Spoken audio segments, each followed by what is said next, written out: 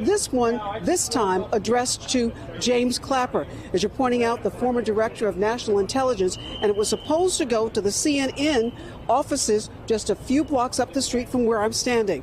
James Clapper talked about this just a few moments ago. Take a listen.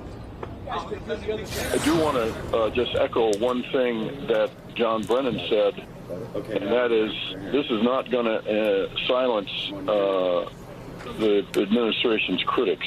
I think anyone who has in any way been a critic of, publicly been a critic of President Trump needs to be on extra alert and take some precautions, particularly with respect to mail.